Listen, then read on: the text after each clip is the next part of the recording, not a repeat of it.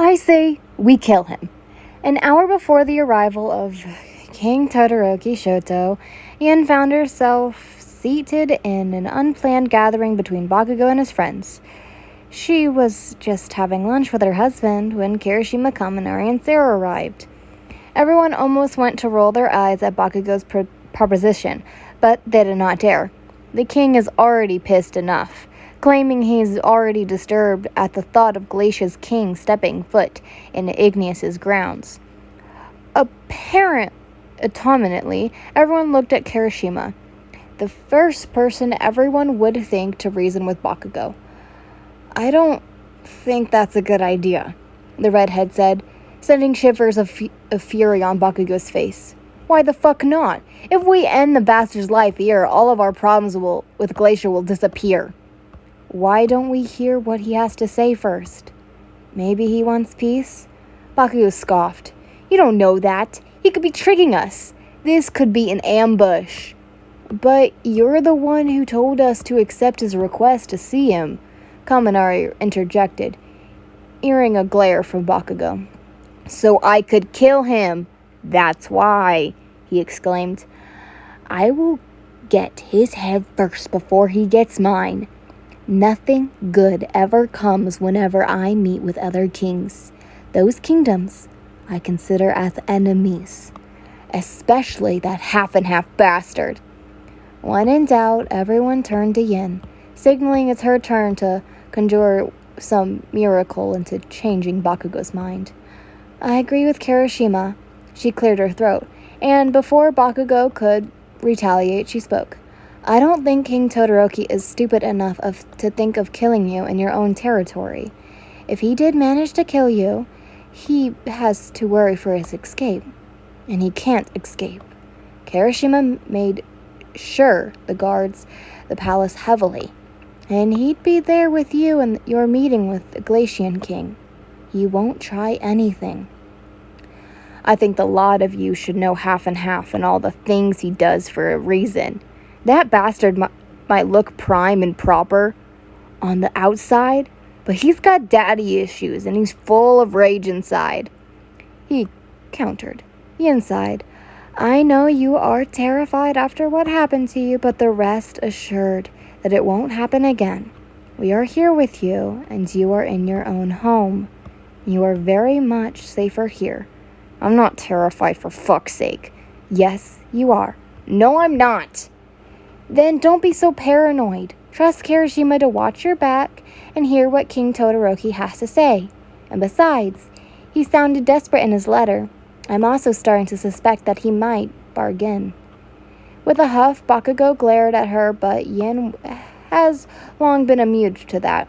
Fine, but if I sense something's wrong, you fuckers better not stop me from blowing that bastard's head off. After a long wait, the arrival of King Todoroki was finally announced. Yin, along with the others, followed Bakugou to the war room, where they would receive the Glacian King. Bakugou thinks it would be best not to receive him in the throne room, where he could be sure all of his nosy court nobles would invite themselves to get a glimpse at Todoroki. He decided he would only have Kirishima by his side to guard and Midoriya because it is his duty as a scholar to be by the king's side. As for Yin, she wasn't really clear why he also invited her. They arrived first and stood to wait for Todoroki. Yin noticed Bakugou clenching his fists and his stance seemingly on guard in case something happens. She can't blame him, though. He nearly died from an ambush, and no matter who you are, a tough man or not, the trauma will always imprint yourself into someone's mind. When the double doors opened, she could almost feel the tension Bakugou is giving off, and she almost wanted to reach out to hold his hand. But he had always acted so tough and prefers not to show vulnerability. Finally, the visitor's arrival was announced. His Majesty, King Todoroki Shoto of Glacia. A neat nest of white and red bounced as King Todoroki strode inside the room.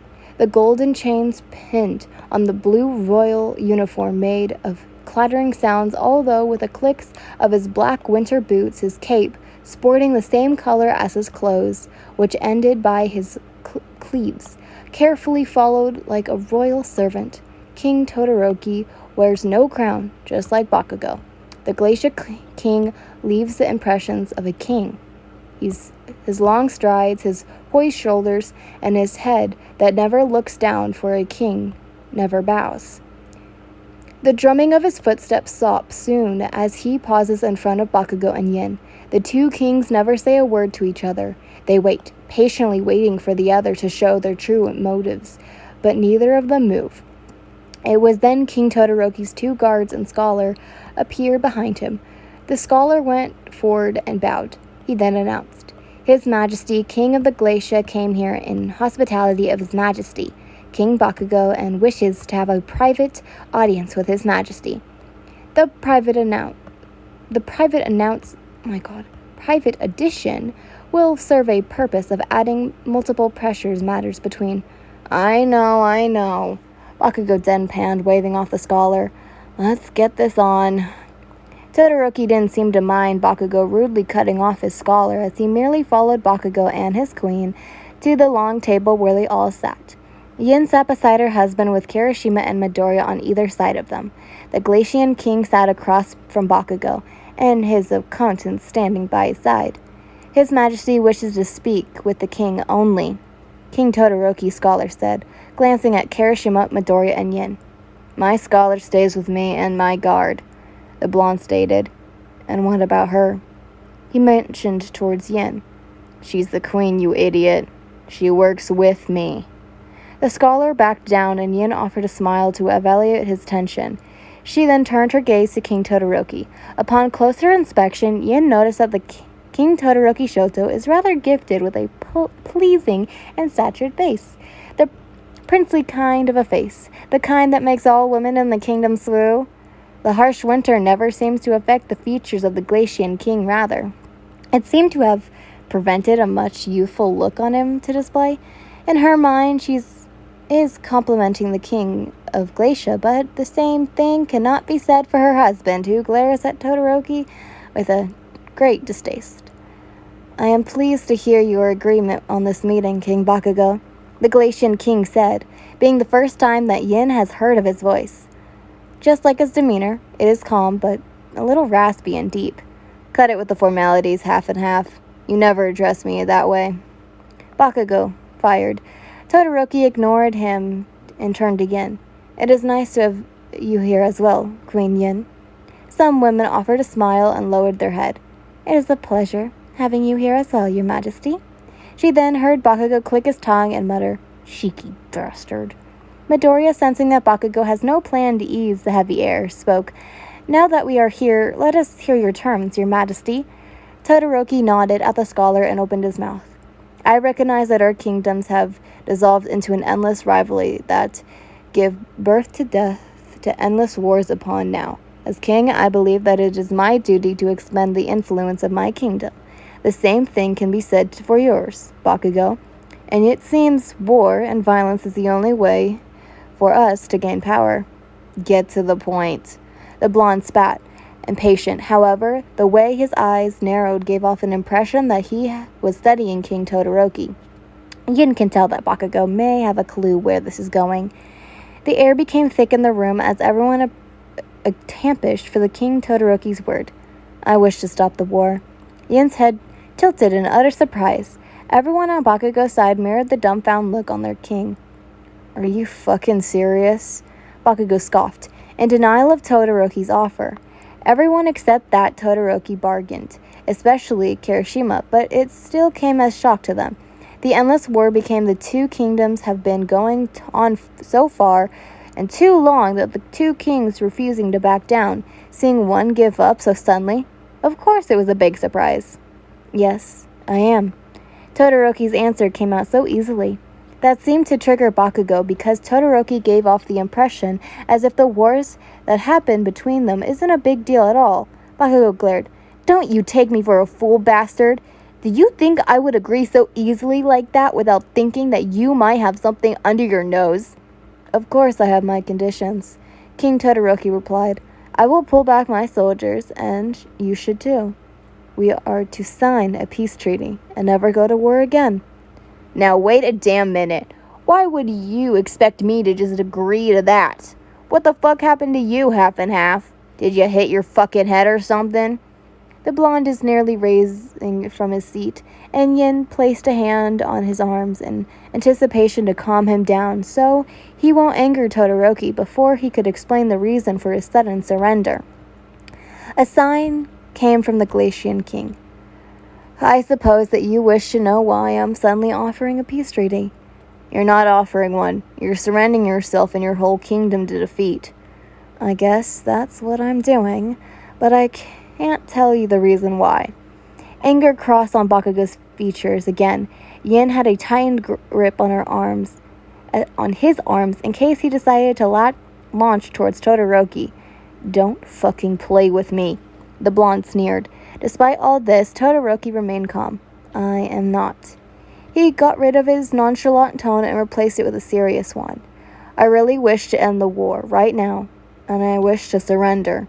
Bakugou was silent for a moment, yet his glares never faltered despite already hearing the serious in Todoroki's tone. No. The answer is no. Everyone looked at him, unable to believe that he was turning down a peace treaty.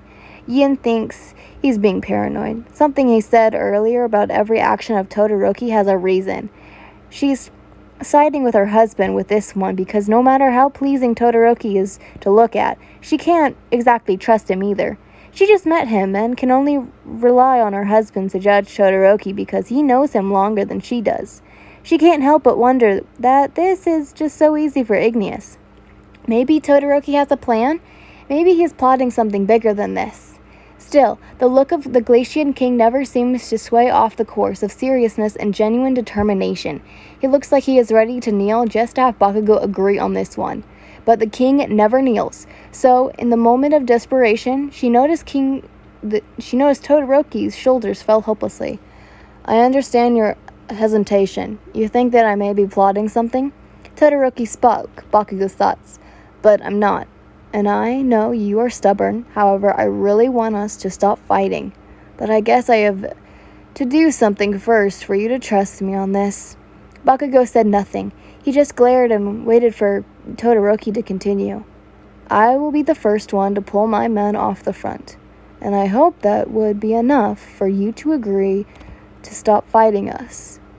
Both sides have rested their case. Neither spoke anymore, and that concluded the meeting. Immediately, the King of Glacia was taking his leave as soon as he was off. Yin started to wonder just how true he would be to his words. The afternoon of the same day came. Yin was walking down the halls when she saw Bakugou standing by the doors that led outside to the garden. She approached him and he sensed her presence. They're celebrating, he stated, confused at the nobles that gathered in the crowd with drinks in their hands. Their laughs filled the area in the garden where they gathered. Celebrating what? She asked. Before the two could figure it out, a noble approached them and bowed. He smiled. Your Majesties, come join us. This is a day, it must not be wasted. The both of you should be the ones making the most out of our victory. Victory? Bakugou wondered. He looked at Yin, and the two had an understanding about what the noble was just talking about. But the two are confused, so how they got such an information? And the fact that they're speaking of victory despite the fact that there's not a single deal has happened between the two kings in their meeting earlier. Yes, we heard it all. Came straight out of the Glacian King's mouth. Something about a peace treaty? Yin would hate to burst his bubble, but Bakugou looked like he was about to do it, if not for Kirishima suddenly appearing with a grin and a drink in hand. And just like that, the royal couple found themselves mixed in the crowd with the nobles because of the redhead's questions. To Igneous, a toast was made. Yin and Bakugou were forced to join in when a crowd of nobles began to disperse to go back to whatever they were doing with their drinks earlier, or to each other. Yin turned to Kirishima and Bakugou with an awkward smile. Who's gonna tell them? Shit here. You have to tell them. The start that there was no peace treaty or any victory at all. The blonde sneered. Yeah, well, when I got here, they were already drinking, Kirishima defended. These fuckers are gonna go complain to me about it once they find out I don't want to deal with it. Too late, they're already drunk, and you're drinking as well. Bakugou glared. Fuck you, the booze is too good to pass. Kirishima merely laughed when a shake of his head. I almost said that's a snake, but I think it's supposed to be shake.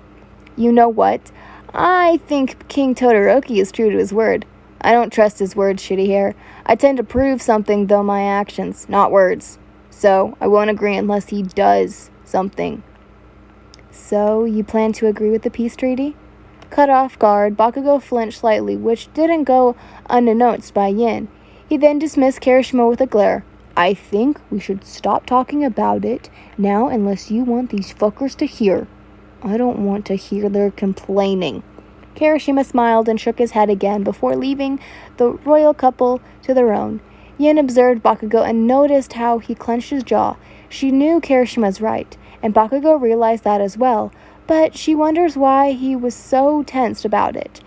Is it the fact that this is finally the time that he would stop recognizing Glacia and Igneous enemies? She knew that ever since his reign, Glacia had become Igneous's enemy, and that's all Bakugou knew. But maybe the other reason why he's so uneasy is because he is worried if he is going to make the right decision into agreeing the peace treaty once Todoroki proved his words that Todoroki won't go behind his back once he deemed this done. Sitting down her glass on a nearby bench, she took him by surprise. Let's take a walk. She was also taken aback by surprise when he agreed. Together, they walked away from the crowd and further into the garden. Do you want to ask me something? She inquired. Huh? What makes you think that I want to ask you something? He asked her back. You are worried about all this, about King Todoroki and the peace treaty? Yin decided to get straight to the point, and he appreciated it with a nod. Yeah, I fucking hate it, he admitted. I've never been unsure with my decisions before. That's because all the decisions you made back then all resulted to war. That thing is what you like because you're good at it. It's not an insult. It was merely an observation that she decided to voice out. Again, she has taken by surprise by his reaction. She expected him to lash out like he always does, but he merely scoffed and even sounded amused by what she said. Yeah, that's what I'm good at, he said. Yin looked at him, bewildered. I was never one for peace treaties and all that shit. I don't believe that a whole kingdom's fate could be carried on one piece of paper with a couple of signatures. But what you did at Kingdom of Teria, you signed a treaty. He suddenly turned and met her gaze. That was your doing. She tensed, but found it surprising that she can still keep walking despite him stunning her for the 9th time. Bakugou held eye contact with her, and she held it back, none of them eager to break the contact. She was eager not to, especially now that she's trying to study his eyes and search for whatever he possessed in him to suddenly act like this whole thing. Was that a hint of recognition that she saw? She somehow couldn't believe the positive glint in his eyes which he directed towards her. It was like this isn't the Bakugou she knew. Her husband, who disliked her and was so merciless to her once, he's been like this since he woke up from his coma. His brash character was still there. It was always there with him, as if it was most disputed character. But now, it was as if he coupled it with an unusual manner of calmness and a little understanding towards others. It looked like he was mixing a whole new character with his own one. It was as if a little part of his old self, his closed mind, didn't survive Yin's healing. It died and never went alive with him. The situation in the south got a little out of my control, and you backed me up into a corner with your solution. But I gotta say, you did save my ass back there. He continued. Still stunned, Yin is debating whether his decision changed is something she should like or not. But somehow, deep inside her, there is no debate. She somehow wants to like this Bakugou. Him and his growth. Oi, Sparkles. When she didn't respond, he snapped her out of her revealed. Yin shook her head and suddenly shaked her arm around his. Together, they walked like this, with Yin's right arm wrapped around his left one. Her left palm rested on his bicep. Bakugou didn't do anything to push her away. She smiled. Well, if you could do what you did in the south, I think you can do it again with Glacia. He looked away and only gave a nod and a hum, but that was enough for Yin. Somehow, she sensed that he's hearing her loud and clear.